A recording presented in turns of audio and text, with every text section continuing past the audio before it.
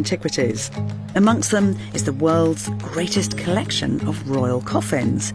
And this afternoon, one of them is going to be opened for a very rare glimpse of the mummy inside. So I think it's somewhere around here, I think. Hi, Salima. Hello. Professor Salima Ikram and I share a passion for the story of Egypt. I'm so pleased that you could come. Salima is a world expert in mummification, and today I'm joining her team. Their subject is 3,400 years old. She's called Tuya, and she's no less than the great-grandmother of Tutankhamun. I've never actually seen her face. No, because this has not been opened for ages. Salima needs to check on Tuya's body, so her glass cabinet is being opened.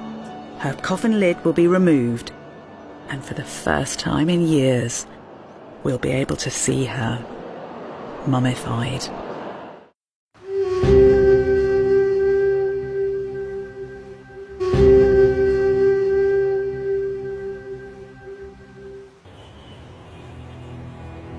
In the centre of modern Cairo, just yards from the River Nile, I've come to the Egyptian Museum for a rather special rendezvous. This afternoon, I'm coming face to face with the great-grandmother of Tutankhamun. Oh my goodness, my heart is actually beating faster. Why she's special inside? This is right, isn't it? It's supposed to be one of the best preserved It is, mummies. absolutely. She is one of the best preserved mummies that we have. This is Tuya. She was discovered 2 decades before her great-grandson. When we look at her face, do you think that could give us any genetic clues as to what Tutankhamun looked like? I think that would be quite possible, especially because they've got the same sort of teeth sticking out of it. What's really extraordinary is that she's not born royal. There's a lot of social mobility. I mean, she starts off quite common, just as a priestess, and then she's in this splendid tomb with all of this gold and stuff. Amazing. Can you smell that? It smells like resins and incense. It does. So, look down here. That's actually the resins that are part of the mummification and burial ritual. And they were poured over, and some of them are still, you can see it must have been in a funny position because of the way it's dribbled. Wow. Can I just have a moment to get this millennia-old smell? That is amazing. This is closer than anyone normally gets to Tuya. I think all of our conservators are ready. It's time to see how the lady herself is faring. Okay. Oh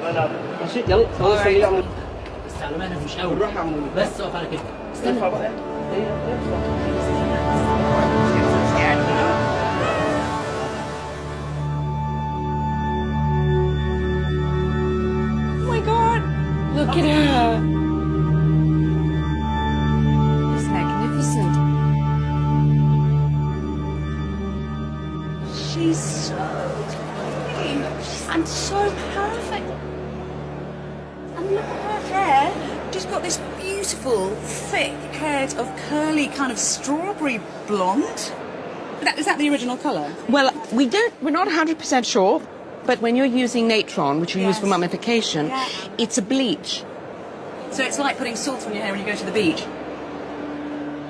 And look at her, she's got double pierced earrings. She has. She does have that Tutankhamun overbite.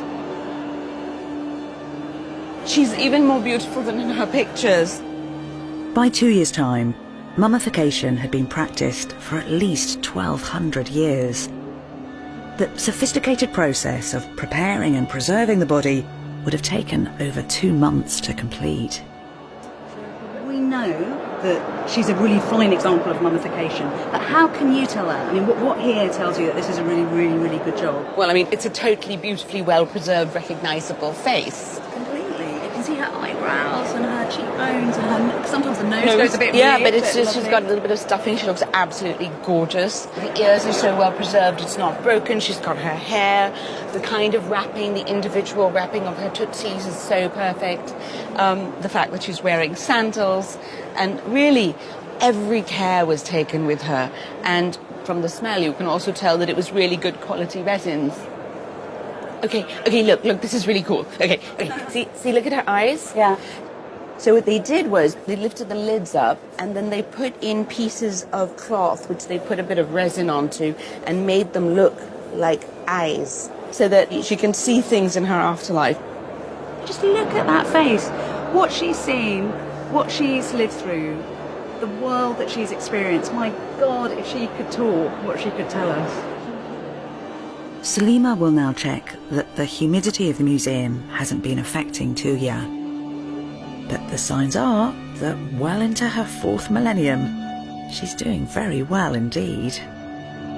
Just to be that close to her face, it really makes you realise this was a woman like me, a woman who'd had children, who'd lived through a life and was now going really happily through death to another world. And I think we've got to remember that we think that mummies are something kind of grisly and gruesome and scary, but for these people, this is the beginning of the best after party. And whatever happened to her, I hope that Tuya has been enjoying herself.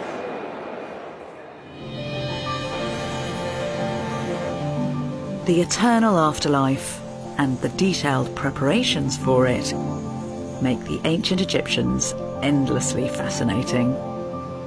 But they weren't death obsessed. They were great lovers of life too. From the Nile's water levels to the sun's movement and nature around them, they made detailed observations of the world that they lived in. I've brought something slightly bizarre with me. This is a replica of an ancient Egyptian hedgehog. The ancient Egyptians loved hedgehogs. They thought they were slightly magical because they hibernated and then seemed to come back to life. They were very resilient against snake bites, and so the hedgehog was a symbol of good luck. And for good luck travelling the Nile, ancient boats would often carry an image of a hedgehog. So while my friend keeps an eye on the boat, I'm disembarking to investigate some monuments that combine the Egyptian fascination with death with the pioneering work of the living. It's difficult to imagine an ancient site more iconic than the pyramids of Giza. Just look at these incredible things. However many times I see them, I'm never not blown away by them. They just pound with human ambition.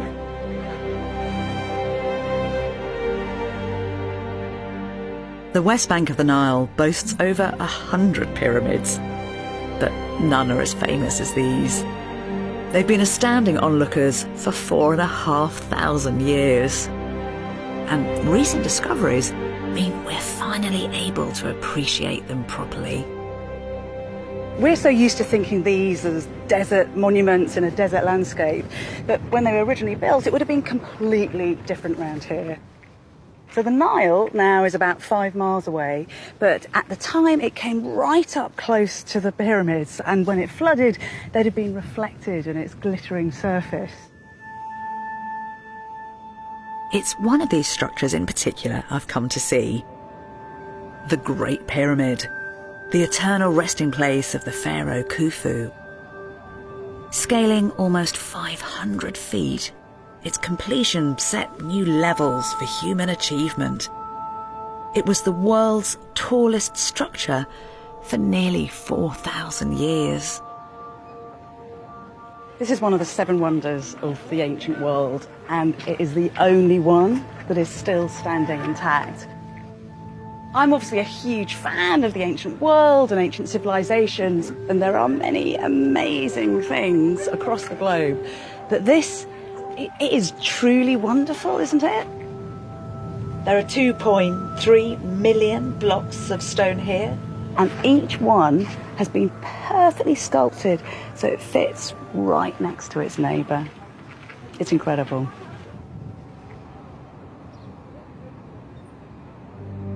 The Great Pyramid took 2 decades to complete. With its original polished white limestone casing, it would have gleamed out in the Egyptian sun. Exactly who built it and how has been the subject of wild speculation for centuries. It's been said that this was built by aliens from outer space, but thank goodness some new historical evidence has appeared that tells us without a doubt that this pyramid was made by human hand, and it's this remarkable thing. This is a copy of an ancient papyrus. Found just 6 years ago in a cave near the Red Sea, it's the 4,500-year-old journal of a man called Mera. Now, Mera was no less than a project manager for the Great Pyramid. There is remarkable detail in here. He's written down how they made this beautiful thing. And here there's a little line that tells us that the limestone blocks that covered the pyramid, that made it that amazing gleaming white, were brought from 15 miles along the Nile. Mera says it takes 1 day's sail for this special stone to reach the site, confirming the Nile's crucial role in the pyramid's construction. It's really a thrilling time to be studying the pyramids. Professor Mark Lerner has spent his career investigating the Giza Plateau. So if we'd been standing here 4,500 years ago, what would be the landscape that we'd be looking at? You would have seen harbors and waterways and Nile barges coming in from Aswan bringing granite. You would have seen seagoing ships coming in from Lebanon bringing timber. You would have had a multi-ethnic community here, and not just men, women, families.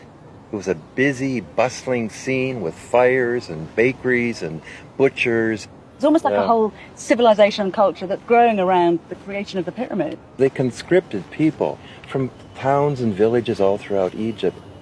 Then they come here and they are embedded and integrated into a project that involves tens of thousands of people. So I'm still interested in how the Egyptians built the pyramids, but I'm almost more interested, Bethany, in how the pyramids helped to build Egypt. Building the world's first skyscraper was a transformational moment in human history. The city of workers that settled here collaborated in a game-changing way. And with Mark's help, I'm getting a privileged look behind the scenes to get a glimpse of their remarkable world. So, welcome to our field lab, Wow. Bethany. Thank you so much for letting me in here. For the past 30 years, thousands of artefacts found at Giza have been brought here to be assessed and studied in the archaeologists' storeroom. You can see it's much bigger than you would think from outside. One of the things we find all over the site are what we call dolerite hammerstones. Mm-hmm. Here. Oh. Yeah. Oh, I knew it was going to be heavy. I didn't know it was going to be that heavy. That's actually straining my arm. Yeah? That's like a cannonball. That's Well, when they really started heavy. using it, it is like a cannonball, but when they started, it was probably pear-shaped, and they just use it to smash stone surfaces away, and then they'll turn it and keep turning it, so in the end, they get kind of a ball shape. In Mark's latest excavation, he's found remarkable evidence of how the people constructing the pyramid lived and what they ate. We found this enormous dump, and it was so much animal bone, sheep and goat and cattle. Yeah. And there was something very curious about it.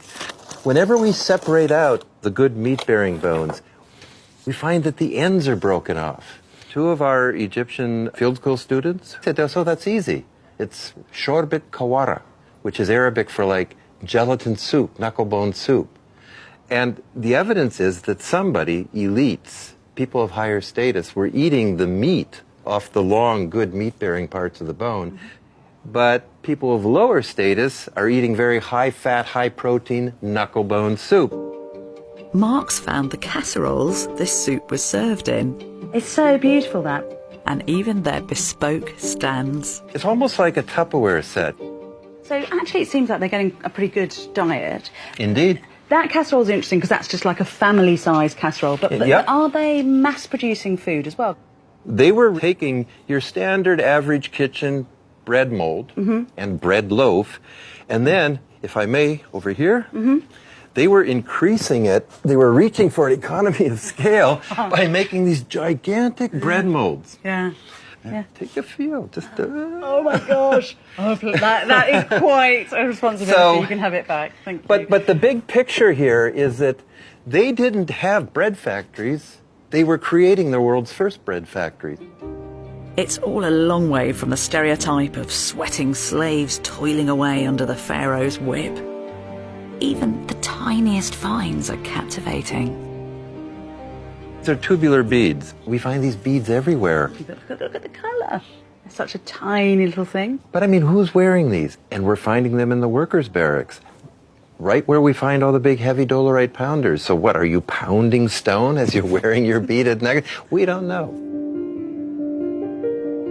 Finds like these speak volumes, helping to jigsaw puzzle together a picture of life for those at the bottom of the pile. Upstream, though, I'm about to witness the terrifying power of the pharaoh as I adventure right inside a very special pyramid.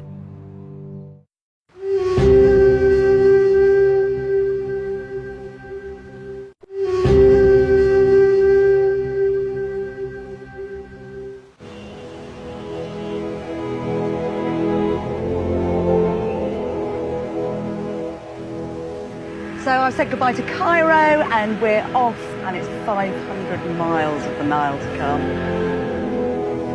From here to the southern city of Aswan, my riverboat will be following in the footsteps of pharaohs, warriors and traders. But this journey was also made by tourists of the past, and their vessel of choice was the dahabeeyah. I'm still a bit embarrassed by the luxury of this boat, but actually it is quite appropriate for how people used to sail down the Nile. Dahabeeyah gets its name from the Arabic word dahab, which means golden, because these boats are always supposed to be so luxurious. And we have amazing accounts of 18th and 19th century travellers who used them. Let me just tell you of some of the things they brought on. So one packed 100 bottles of wine, champagne, a piano for entertainment, and there was even a British family who brought their own cow so that they could have fresh milk every morning. These cruises could last for months, on a river famed from ancient times onwards for its hidden and unexpected dangers. Hi boys, is everything okay? Oh my God, there's somebody down in the Nile down here, look. Two of them. What's happening, Mohammed? They're very shallow water, Yeah. and one of the ropes go around the fan. Okay. It seems that the tugboat that helps pull the dahabeeyah along has got stuck on one of the Nile's many sandbanks. Its tow rope is now wrapped around its propeller. Tim, our cameraman, he's decided to go in and see if he can help.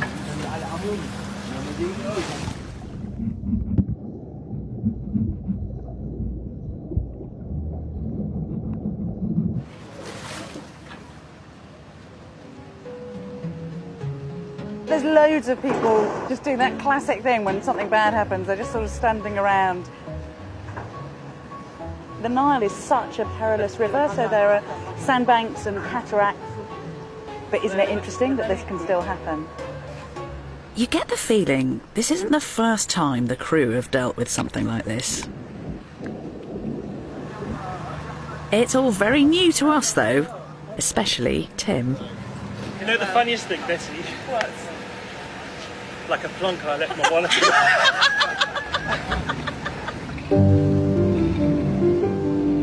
But with the propeller freed and some British cash drying in the sun, we're on our way. 10 miles south of Cairo, I'm heading to the vast royal burial ground of Saqqara. But first, there's just time to share with you one of the biggest breakthroughs ever in our understanding of ancient Egypt. The people who lived around the Nile Valley were some of the very first to do an incredible thing. They put their spoken language into something that could be recorded, writing. And of course that's amazing for us historians because we get to understand their lives and how they lived and what mattered to them. Now, of course, the language that they used was Egyptian hieroglyphics, which is very beautiful. But the problem is that we lost the ability to translate it for centuries, which is one of the reasons that the ancient Egyptians were such a mysterious civilization. Then, in 1799, there was the most amazing discovery on the Nile Delta. It was this thing. This is the Rosetta Stone. In 1802, the real Rosetta Stone was snaffled by the Brits and ended up in the British Museum in London. Covered in writing, it's been a vital key to understanding ancient Egypt. Because it's got two languages on it, so Egyptian and ancient Greek, it means it can act as a kind of code breaker. The problem was, of course, that people could read ancient Greek, but not the Egyptian hieroglyphics. And there was this race on between France and England to see who could crack the code first. Sorry to say that the French won. And what they did was that they found this word here, which in Greek says day of birth or birthday, genelia. And they matched that up with this hieroglyphic here, which says birthday too. So at once we could start to piece together the story of the ancient Egyptians in their own words. This is the thing that stopped the Egyptians being a mystery and meant that they were people that we could really get to know intimately. And there's a prime example of that at my next stop along the Nile. They were building pyramids here at Saqqara a whole century before Giza. I've come to find one of Saqqara's hidden gems, and I'm going to need some desert transport. Hello, sir. Hello, lady. Hello. Hi. Hi, nice to meet you. Nice to see you. Hello. You and How your are you? beautiful camel. What's his name? Ramses II. Ramses II. So a very powerful pharaoh. How old? 10 years. 10 years. Oh, you're so gorgeous, aren't you? Oh, hello, darling. Hello. Oh, lovely. Kiss you. Kissing me and Yeah, a little bit of course. camel slobber in my ear. Yeah, Just of I course. miss that feeling. Hello. Yes. Oh, and a